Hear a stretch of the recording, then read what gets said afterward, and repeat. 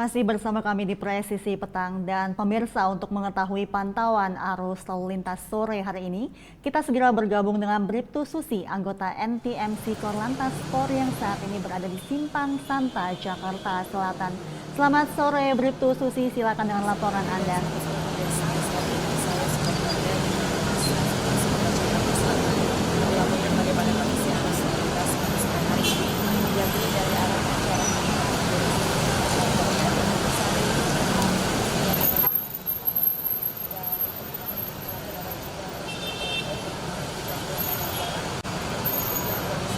Kenapa? Audionya kok nggak ada sih nih?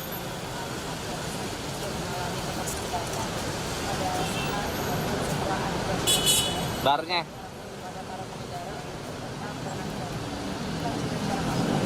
Kok nggak keluar di sini?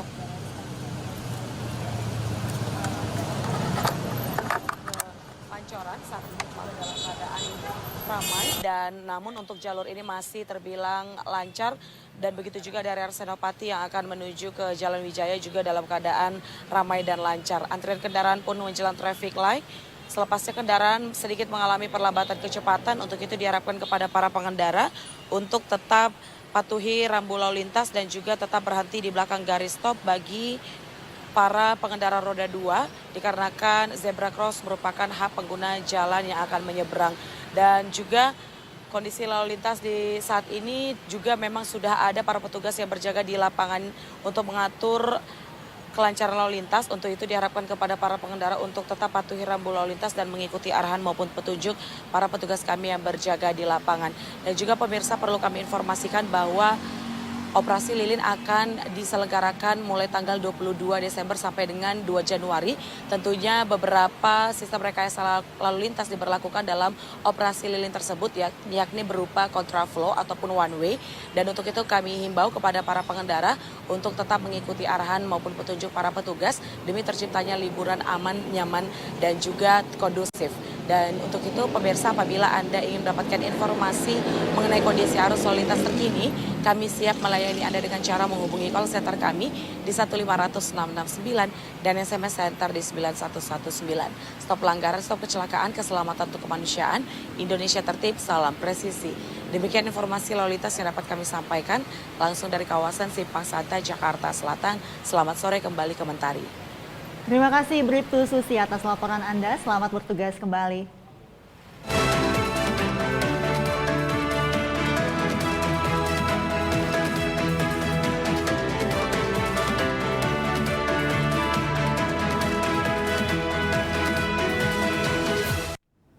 Badan Nasional Penanggulangan Bencana mengingatkan kesiapsiagaan masyarakat akan cuaca ekstrim ketika berwisata pada masa libur Natal dan Tahun Baru 2024 di kawasan sungai, air terjun hingga pantai.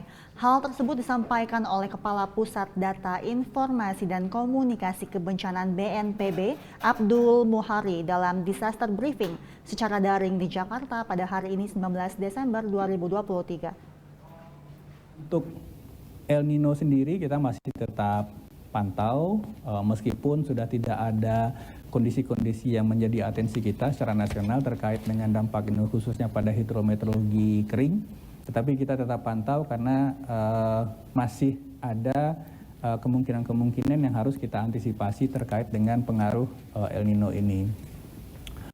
Untuk perakiraan cuaca 1 minggu ke depan,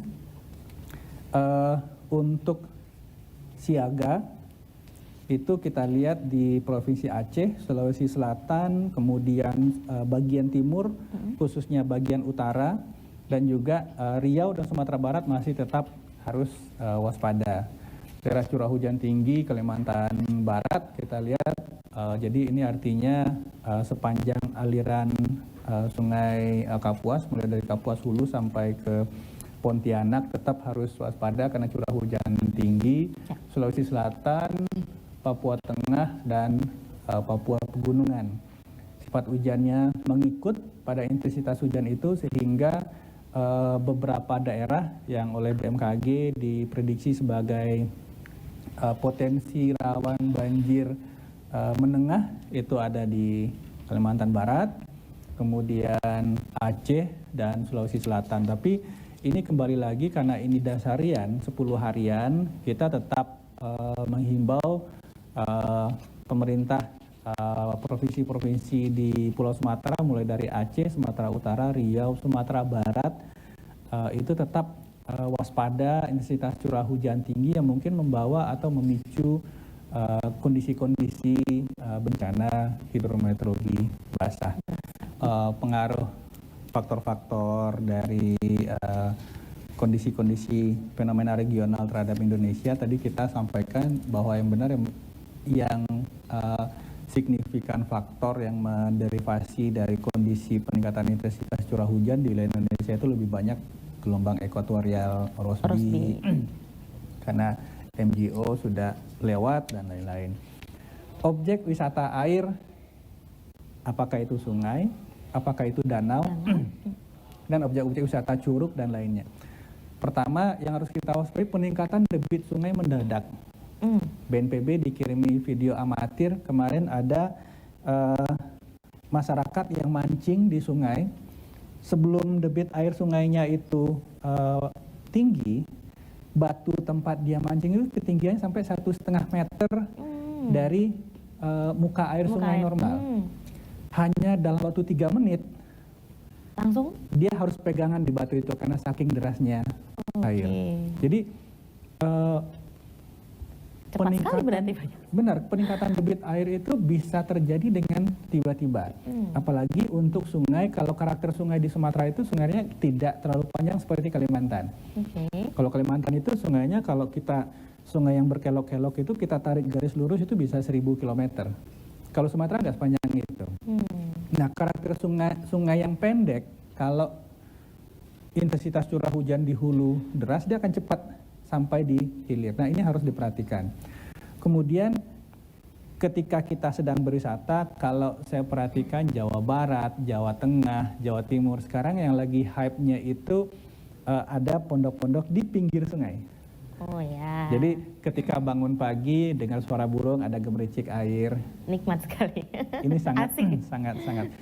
Pak, boleh nggak sih kita pergi ke itu? Boleh. Boleh. Tapi jangan lupa tetap jaga kesiapsiagaan. Bukan berarti kemudian waduh ini musim hujan nih kita Bahaya. jangan ke sana. Kita memang harus siaga. Jadi waspada itu bukan berarti takut. Kalau takut kita nggak tahu apa yang harus dilakukan. Kalau waspada kita tahu yang harus dilakukan. Ketika kita berwisata ke daerah wisata air, sungai, danau, perhatikan tempat ini tempat hotel saya, kalau dapat ada tempat evakuasi nggak? Cek aja, oh saya akan nginap di sini. Begitu sudah sampai, ini daerah saya rawan bencana apa ya? Oh ternyata rawan banjir nih, agak-agak mau hujan nih. Ini kalau misalkan hotelnya 1-2 lantai, kita harus lari kemana ya? Kita harus lihat. Jadi bukan berarti kemudian kita juga tidak mau berwisata. Ini adalah momen yang sangat bagus untuk melewatkan waktu dengan keluarga, tetapi tentu saja ada kesiapsiagaan yang perlu kita perhatikan. Kemudian ketika kita berjalan di daerah-daerah atau jalan yang sisi kirinya itu tebing, sisi kanannya jurang, atau kebalikan, sisi kanannya tebing, sisi kirinya jurang. Ini biasanya kalau misalkan kondisi-kondisi hujan, sebaiknya menepi dulu sebelum melewati jalur itu. Tempat yang aman, rest area atau apa. Karena dinikmati saja waktu perjalanannya, jangan memaksa karena kita banyak sekali kejadian ya. Artinya. Dan berikut langkah-langkah antisipasi yang kami kutip dari Badan Nasional Penanggulangan Bencana terhadap potensi bencana hidrometeorologi saat libur Natal 2023 dan Tahun Baru 2024.